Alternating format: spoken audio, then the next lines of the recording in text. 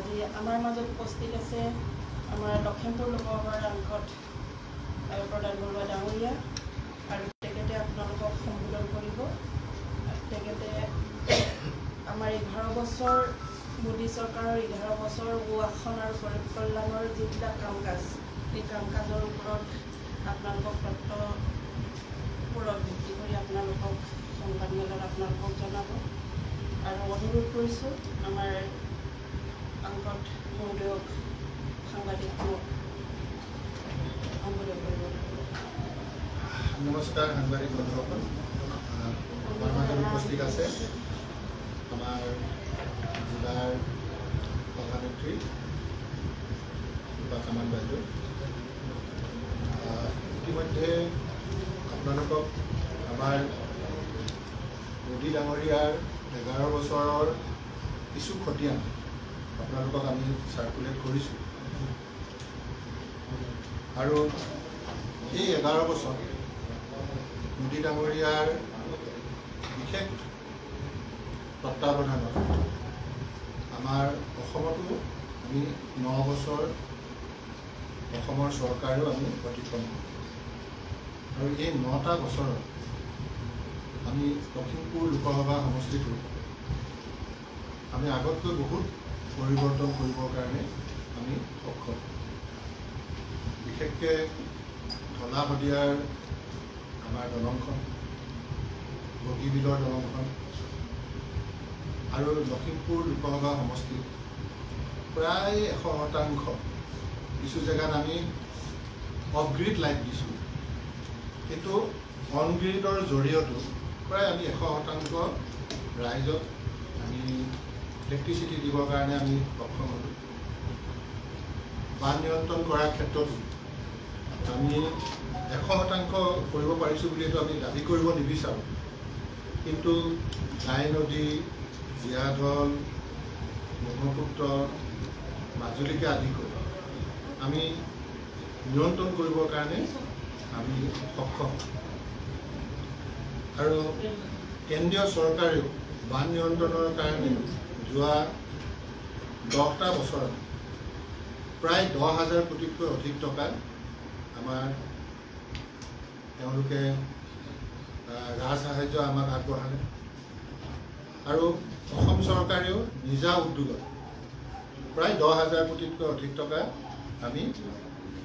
খৰচ কৰিবৰ কাৰণে সক্ষম, যাৰ কাৰণে আজি আমি জীয়াঢলৰ নিচিনা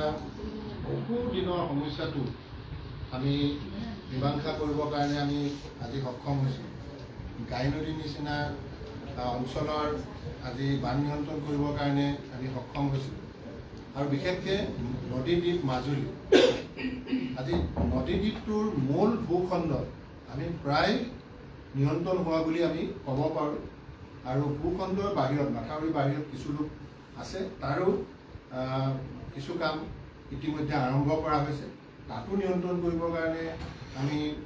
মোদী ডাঙৰীয়াৰ নেতৃত্বত এইখিনি আমি সক্ষম হ'লোঁ। আমাৰ ইলেক্ট্ৰিফিকেশ্যন ৰেলৱেৰ কাৰণে আমি এইখিনি পাবৰ কাৰণে সক্ষম হৈছোঁ আৰু চবতকৈ ডাঙৰ কথাটো হৈছে যে জোনাইৰ পৰা গহপুৰলৈ আমি 4 লেনৰ কাম আমি পাবৰ কাৰণে সক্ষম হৈছোঁ। ইতিমধ্যে জোনাইৰ পৰা কোলাজানলৈকে আমি আশা কৰিছোঁ যে আৰু কেইটামান মাহৰ পিছতে আমি গোটেই ৰাস্তাটো ৰাইজক উপহাৰ দিবৰ কাৰণে আমি সক্ষম হ'ম আৰু কোলাজানৰ পৰা গহপুৰলৈকে এই অংশটো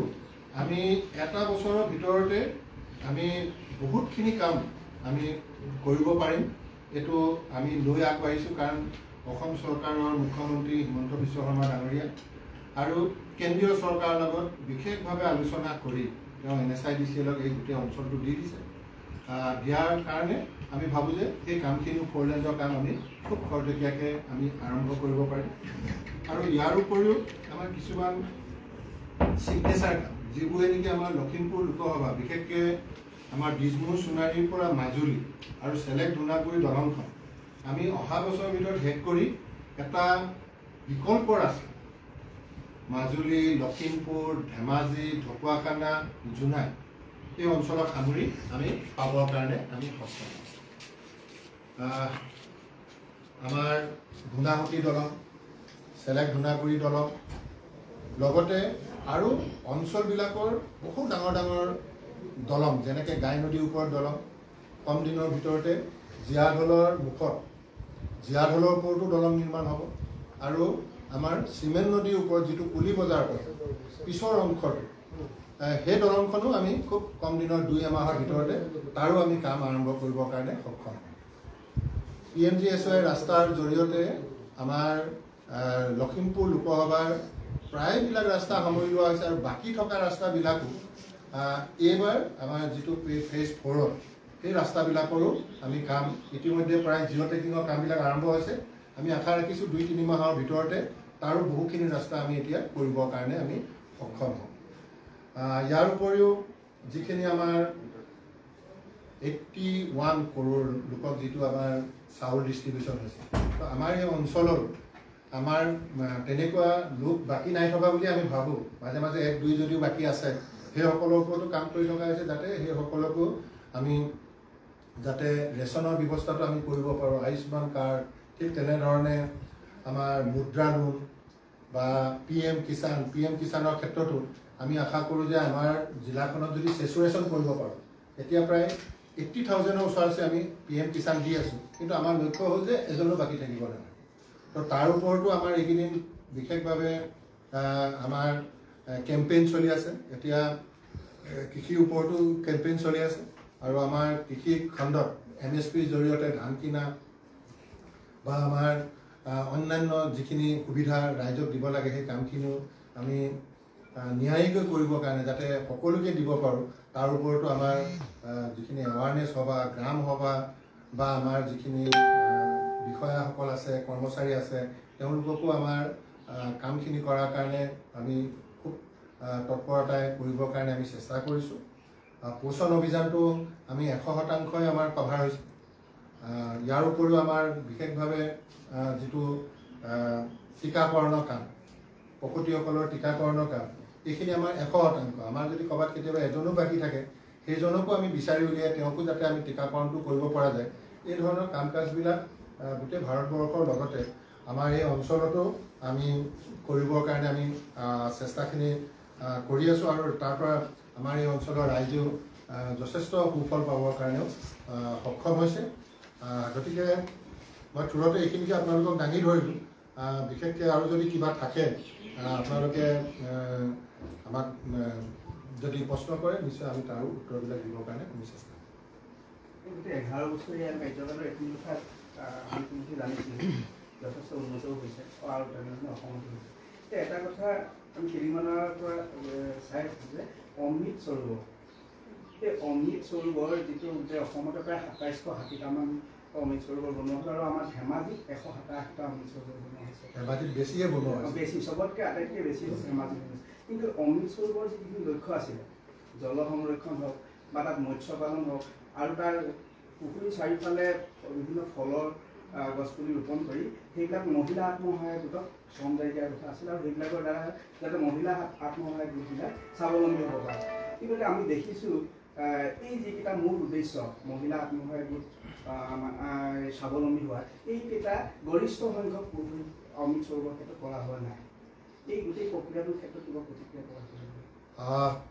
এই প্ৰক্ৰিয়াটো আমাৰ ধেমাজিৰ জোনাইৰ পৰাই প্ৰথম আৰম্ভ হৈছে আমি আশা ৰাখিছোঁ যাতে 100% আমি কৰিবৰ কাৰণে আৰু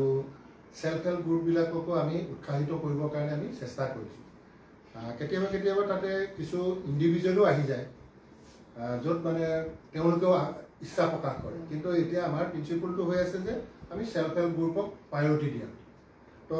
সেই বিষয় এটা আছে তো আমি যেতিয়া চাম যে সেল্ফ হেল্প গ্ৰুপ ক'ৰবাত আৰু বিচৰাৰ পিছতো যদি নাহে তেতিয়াহ'লে আমি ডেফিনেটলি তেতিয়াহ'লে আমি নেক্সট পেজত ইণ্ডিভিজুৱেল মানুহো যদি তেনেকুৱা ধৰণৰ আহে তো তেতিয়া আমি সেই সকলোকো দিয়াৰ ব্যৱস্থা কৰিম কিন্তু লাহে লাহে মই দেখিছোঁ যে আমাৰ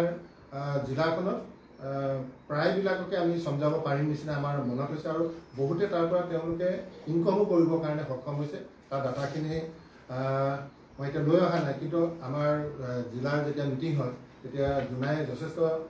ভাল মানে তাৰ ৰিজাল্ট দিছে আৰু যিটো আৰ্থিক পৰিমাণ ইমান কম নহয় ভালে আহিছে গতিকে আপোনালোকে যিখিনি কথা কৈছে সেইখিনি ক্ষেত্ৰতো আমি আৰু তৎপৰতাৰে যাতে এইখিনি দিবৰ কাৰণে চেষ্টা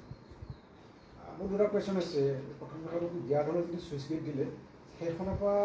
ধেমাজিবাসীয়ে কেনেধৰণে পৰিত্ৰাণ পাব? দ্বিতীয় কথাটো হ'ল কি ভজুগাঁৱৰ যিটো সমস্যা সেই সমস্যাৰ পৰা এবাৰ কেনেদৰে সকাহ লাভ কৰিব? ভজুগাঁৱৰ আমাৰ গোটেই এটা নতুন প্ৰজেক্ট এটা আহিছে। সেই প্ৰজেক্টটো হৈ গ'ল প্ৰায় 8 কোটি টকা আৰু এতিয়া আমি এৱাৰ্ড কৰিছোঁ 7 কোটি কিমান টকা। অলপমান ল' বিডত কামটো লৈছে আৰু আমাৰ কামটো অলপমান ষ্টাৰ্ট কৰোঁতে আমাৰ অলপমান প্ৰায় বাৰিষাতে আমি কৰা নিচিনা হ'ল, কিন্তু তথাপিতো আমাৰ এতিয়া এটা কালভাৰ আমি সম্পূৰ্ণ কৰিছোঁ। তাৰ 2টা এপ্ৰ'চ ইতিমধ্যে প্ৰায় আমি বনাই পেলাইছোঁ আৰু এতিয়া আজিৰ দিনটোতে 2টা বজাত মই DC আৰু ডিপাৰ্টমেণ্টৰ মানুহখিনিক আমি মাতিছোঁ যাতে যেনেকৈ অলপ আগতে আমি খজুৱা দলংখনত যেনেকৈ এখন সৰু দলঙেদি এইফালে অলপ গাড়ী ৰখাই সিফালে অলপ গাড়ী ৰখাই আমি পাৰাপাৰ কৰি আছোঁ, তাতো আমি সেই ব্যৱস্থাটো কৰিম। কিন্তু আমাৰ এই জেগাডোখৰত আমি এটা চাবৱে বনাইছোঁ, তাত হিউম পাইপ দি পেলাই আমি ডাবুল কৰিছোঁ। হয়তো আমাৰ ৰাখিব নলগীয়াও হ'ব পাৰে, কিন্তু তথাপিতো আমি ৰাস্তাটো যাতে সকলো সময়তে থৰ হৈ থাকে। আৰু এতিয়া নেক্সট যিটো পানী আহিব আমি লগে লগে কিন্তু এইটো খান্দি দিম। যিটো ফ্ৰণ্টৰ ছাইডত আমি ব্লক কৰি থৈছোঁ, ব্লক কৰাৰ কাৰণে ওপৰেদি পানীটো পাৰ হৈ গৈছে, এইটো আমি এতিয়া লগে লগে খান্দি দিম। তো তাৰে আজি সিদ্ধান্তটো আমি 2টা বজাৰ পিছত গৈ তাতে ল'ম আৰু আমি নেক্সট ছেশ্যনতে এই গোটেইটো ওলাই দিম। তাৰ আগতে অলপমান ক্ৰছ ড্ৰেইনকেইটা দিওঁতে কিছু ৰাইজে জৰাপতিও আছিল, এইখিনি মীমাংসা কৰোঁতে অকণমান টাইম লাগিলে। তো মই ভাবোঁ যে অকণমান এইবাৰ কষ্ট হ'ব, কিন্তু ৰোড বন্ধ নোহোৱাকৈ কিন্তু আমি পাৰাপাৰ কৰিম। চুইচ গেটৰ সমস্যাটো চুইচ গেটৰ সমস্যাটো আমাৰ সেই পানীখিনি যিখিনি আমাৰ এতিয়া ইয়ালৈকে আহি আছে, তাৰ কাৰণেও আমাৰ উপায়ুক্তই মোক আজি দেখুৱাব। তেওঁলোকে ইতিমধ্যে অকণমান কাম কৰিছিল। তো তাৰ কাৰণেও আমি নদীখনলৈ যাতে চুইচ গেটখনৰ ব্যৱহাৰ কৰিব পৰাকৈ পানীটো তালৈকে লৈ যাব পাৰি নেকি ৰেলৰ কাষে কাষে, সেইটো এটা আমি এতিয়া প্লেন কৰিছোঁ। তাৰ কাৰণে বেছি পইচাও নালাগে, 1 কোটিমান টকা লাগে। তো তাৰো আজি সিদ্ধান্তটো আমি ফাইনেল ল'ম, কিন্তু ইতিমধ্যে অলপ চলপ কাম তাতো আৰম্ভ।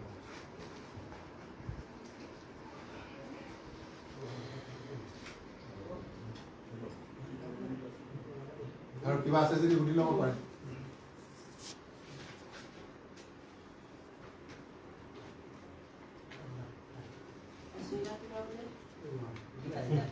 নাই, আমাৰ জোনাইৰ যিটো আমি মাথাউৰি বনাই আহিছোঁ এইবাৰতো আমাৰ আৰু 130 কোটি টকা পাম। সেইটোতো আহি একেবাৰে পুলি বজাৰলৈকে লাগিব। সেইটো অকণমান হাইলাইট কৰি দিলে আমাৰ ভাল হ'ব, যাতে সেইটো ৰাস্তাইদি আমাৰ জোনাইৰ পৰা অহা মানুহে ইটো ৰাস্তাইদি অহাতকৈ সেইফালে আহিলে কম সময়তে আমাৰ মানে ডিব্ৰুগড় পাব। সেইটো অকণমান হাইলাইট। আজিও আমি এগ্ৰিকালচাৰ, মিছামাৰী বিভিন্ন জেগাত আমি এবাৰ এৱাৰনেছ কৰিবৰ কাৰণে চেষ্টা কৰি আছোঁ। আৰু বিশেষকৈ PM কিষাণ আমি 80,000, আমাৰ হয়তো 1,10,000 20,000 হ'লে আমাৰ আৰু বাকী নাথাকে। তো প্ৰথম কথাটো হ'ল PM কিষাণ দিব পাৰিলে আমি KCC লোনটো তেওঁলোকক 5 লাখ টকাৰ এটা বেংক লিংকেজ দিব।